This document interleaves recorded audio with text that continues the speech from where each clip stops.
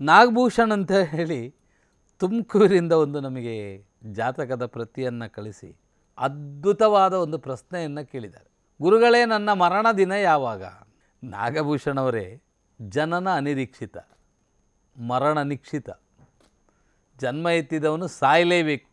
ಈ ಜನನ ಮರಣದ ಮಧ್ಯದಲ್ಲಿರುವಂತಹ ಜೀವನ, ಈ ಸಂದರ್ಭದಲ್ಲಿ ನಾವು ಮಾಡಿದಂಥ ಸಾಧನೆಗಳೇನು ಅಂತ, ಸಾಯುವುದು ಅಂತ ಹೇಳುವುದು ಒಂದು ಸಾಧನೆ ಅಂತ ನಿಮ್ಮ ಅನಿಸಿಕೆ ಆಗಿದ್ದರೆ ಬದುಕಿ ಮತ್ತು ಪ್ರಯೋಜನ ಏನು ಅಂತ ಒಂದು. ಎರಡನೇದಾಗಿ, ನಿಮ್ಮ ವಯಸ್ಸು ಈಗ 31, 16/6/1993, 11:50 ಬೆಳಗ್ಗೆ ಜನ್ಮ ಆಗಿದ್ದೀರಾ. ಭರಣಿ ನಕ್ಷತ್ರ ಮೇಷರಾಶಿಯಲ್ಲಿ ತಾವು ಜನನಾಗಿದ್ದೀರಾ. ನಿಮಗೆ ಈಗ ನಡೀತಾ ಇರುವಂತಹ ದಶಾಕಾಲ ಚಂದ್ರ ಮಹಾರ್ದಶೆ ನಡೀತಾ ಇದೆ. 2/8/2025 ನಿಮಗೆ ಚಂದ್ರ ಮಹಾರ್ದಶೆ ನಡೀತಾ ಇದೆ. ಈ ಚಂದ್ರದಶೆ ನಿಮ್ಮ ಪಾಲಿಗೆ ಚಂದ್ರನು ಭರಣಿ ನಕ್ಷತ್ರ ಯಮ ನಕ್ಷತ್ರದಲ್ಲಿರುವುದರಿಂದ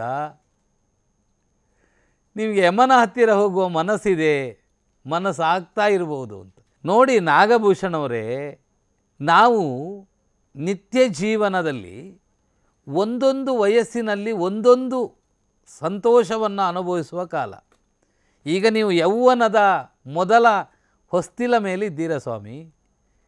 ಒಳ್ಳೆಯ ಸಂಸಾರಿಕ ಭವಿಷ್ಯತ್ತಿನ ಸುಖ, ಭವಿಷ್ಯತ್ತಿನಲ್ಲಿ ಮಾಡಬೇಕಾದಂತಹ ಸಾಧನೆಗಳು ಯಥೇಚ್ಛವಾಗಿ ಎದುರಿಗಿದೆ ನಿಮಗೆ.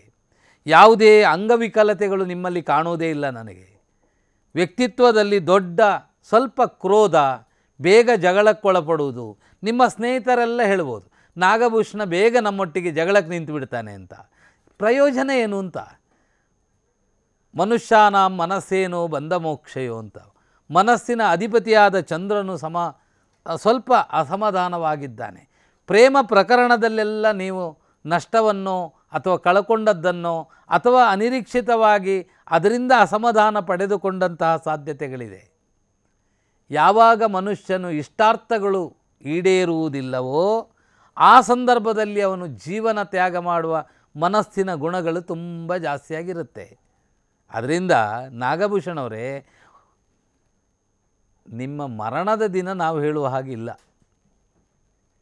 ವೈದ್ಯರ ಹತ್ರ ಆರೋಗ್ಯ ರೋಗಿಷ್ಠನು ಎಷ್ಟೇ ಪ್ರಬಲವಾದ ಮೃತ್ಯುವಿನ ಕೂಪದ ಹತ್ತಿರವಾದರೂ ಸಹ ವೈದ್ಯನಿಗೆ ನಿನಗೆ ಮರಣ ಸಂಭವಿಸ್ತಾ ಇದೆ ಅಂತ ಹೇಳುವ ಹಾಗಿಲ್ಲ. ಹಾಗಾಗಿ ಒಂದೇ ಮಾತಲ್ಲಿ ಮುಗಿಸುವುದಾದರೆ, ಸಾಧಿಸಬೇಕಾದದ್ದು ಬಹಳಷ್ಟು ಮುಂದೆ ನಿಮ್ಮ ಜಾತಕದಲ್ಲಿದೆ. ಒಳ್ಳೆಯ ರಾಜಕೀಯ ವ್ಯಕ್ತಿತ್ವ, ಒಳ್ಳೆಯ ಸ್ಥಾನಮಾನ, ಭೂಮಿ ಮನೆ ವಾಹನ ಇತ್ಯಾದಿಗಳೆಲ್ಲ ಪಡೆದುಕೊಳ್ಳುವ ಯೋಗ ಯೋಗ್ಯತೆಗಳು ಮುಂದಿನ ದಿನದಲ್ಲಿದೆ. ಇದನ್ನೆಲ್ಲ ಅನುಭವಿಸಿ ಸತ್ತರೆ ಧನ್ಯತೆಯ ಬದುಕು ಮಾಡಿದಾಗ ಮಾತ್ರ ಒಂದು ಮನುಷ್ಯನಿಗೆ 2 ಹೆಸರು ಬರುತ್ತೆ. ಜೀವನದಲ್ಲಿ ಬದುಕಿ ಇರುವಾಗ ಇರುವ ಹೆಸರು, ಸತ್ತ ಮೇಲೆ ಎಲ್ಲರಿಗೂ ಒಂದೇ ಹೆಸರು.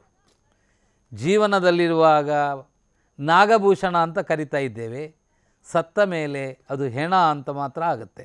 ಅದರಿಂದ ಇಂತಹ ಎಲ್ಲ ಚಿಂತನೆಗಳನ್ನು ಮಾಡುವುದು ಸಮಂಜಸವಲ್ಲ. ಒಳ್ಳೆ ಬದುಕನ್ನು ನಿಭಾಯಿಸುವ ಪ್ರಯತ್ನ ಮಾಡಿ. ದೇವರು ಮುಂದೆ ಅದೃಷ್ಟ ಚೆನ್ನಾಗಿಟ್ಟಿದ್ದಾನೆ, ನೀವು ಪಾಲನೆ ಮಾಡ್ತೀರಾ ಅಂತ ಹೇಳಿ ನಮ್ಮ ನಂಬಿಕೆ ಇದೆ. ದೇವರು ಒಳ್ಳೇದು ಮಾಡಲಿ. ನಮಸ್ಕಾರ. ಚೈತನ್ಯ ಅವರು ಹಾಸನದಿಂದ TD ಇವರ ಜನ್ಮ ದಿನಾಂಕವನ್ನು ಕಳಿಸಿದ್ದಾರೆ. 25/1/2007 10 ಗಂಟೆ ಬೆಳಗ್ಗೆ, ಅಶ್ವಿನಿ ನಕ್ಷತ್ರ ಮೇಷರಾಶಿ. ಚೈತನ್ಯವರ ಪ್ರಶ್ನೆ ಏನು ಅಂತ ಹೇಳಿದರೆ, ಗುರುಗಳೇ, ನಾನೀಗ ಸೆಕೆಂಡ್ ಇಯರ್ PUC ಪರೀಕ್ಷೆ ಬರೆದಿದ್ದೇನೆ ಗುರುಗಳೇ. ನಾನು ಮುಂದಿನ ದಿನದಲ್ಲಿ ಯಾವ ಸಬ್ಜೆಕ್ಟ್, ಯಾವ ವಿಭಾಗದ ಹೆಜ್ಜೆ ಇಡಬೇಕು ತಿಳಿಸಿಕೊಡ್ಬೋದಾ ಗುರುಗಳೇ ಅಂತ. ನಿಮ್ಮ ಜಾತಕ ತುಂಬ ಚೆನ್ನಾಗಿದೆ.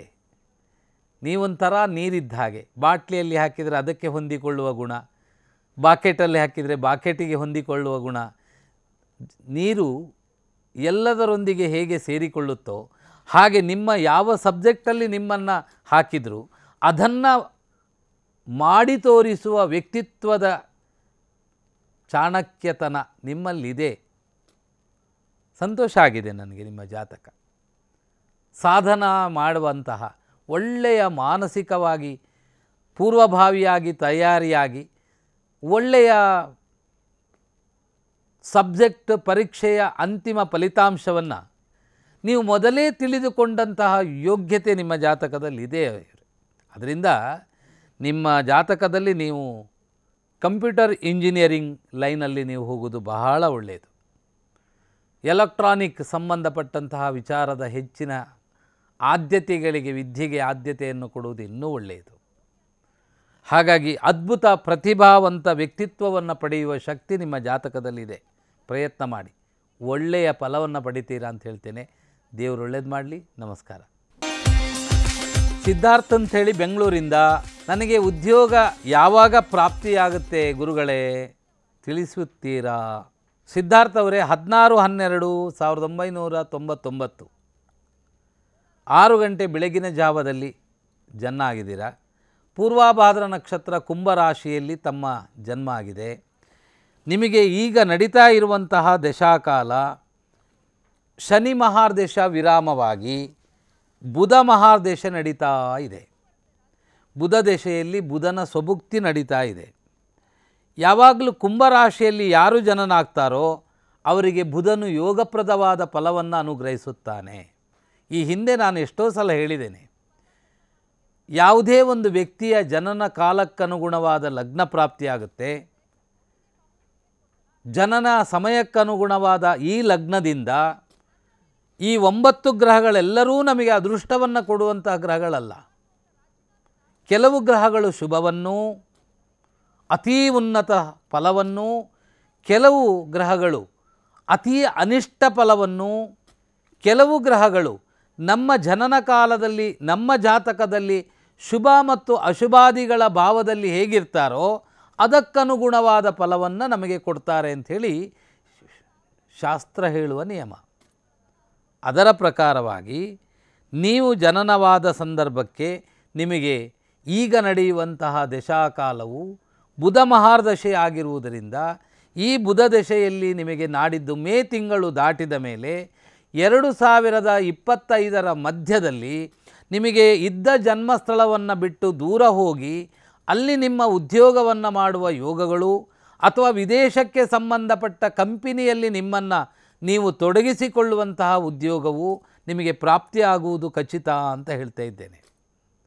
ಈ ಸಂದರ್ಭದಲ್ಲಿ ತಾವು ಮಾಡಬೇಕಾದದ್ದು, ನಿಮ್ಮ ಜಾತಕದಲ್ಲಿ ವಿಷ್ಣು ಸಹಸ್ರ ನಾಮಪಾರಾಯಣವನ್ನು ತುಳಸಿಯಿಂದ ಅರ್ಚನೆ ಮಾಡಿಸೋದು ಒಳ್ಳೆಯದು.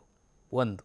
ಎರಡನೇದಾಗಿ, ನೀವು ನಿಮ್ಮ ಮನೆದೇವರ ಕ್ಷೇತ್ರಕ್ಕೆ ಹೋಗಿ ಯತ್ಕಿಂಚಿತ್ ಸೇವೆಯನ್ನು ಮಾಡುವುದು ಇನ್ನೂ ಬಹಳ ಒಳ್ಳೆಯದು. ಇನ್ನು ಮಾತಾಪಿತೃಗಳಿಗೆ ಹಿತವಾದಂತಹ ಕರ್ತವ್ಯವನ್ನು ದಿನದಲ್ಲಿ ಸಹಾಯ ಮಾಡುವುದು, ತಾಯಿಗೆ ಸಹಾಯ ಮಾಡಿ ಅಥವಾ ತಂದೆಗೆ ಸಹಾಯ ಮಾಡಿ. ನಿಮ್ಮ ಸ್ನೇಹಿತರಿಂದ ಸ್ವಲ್ಪ ದೂರವಾಗಿರಿ. ಸ್ನೇಹಿತರಿಂದ ಆಪಾದನೆಗಳು ಬರುವಂತಹ ಯೋಗಗಳಿದೆ. ಜಾಸ್ತಿಯಾಗಿ ಸಮಯವನ್ನು ವ್ಯರ್ಥ ಮಾಡುವಂತಹ ಗುಣಗಳು ನಿಮ್ಮ ಜಾತಕದಲ್ಲಿ ಜಾಸ್ತಿಯಾಗಿ ಪ್ರಸ್ತುತ ಸಂದರ್ಭದಲ್ಲಿ ಹಿಂದೆ ಕಂಡಿದೆ. ಇದಕ್ಕೆಲ್ಲ ಕಡಿವಾಣ ಹಾಕಿ ಬದುಕಿನ ಒಳ್ಳೆಯ ಬದಲಾವಣೆಯನ್ನು ನೀವು ಕಾಣುವ ಯೋಗ ಇದೆ. ದೇವರು ಒಳ್ಳೇದು ಮಾಡಲಿ.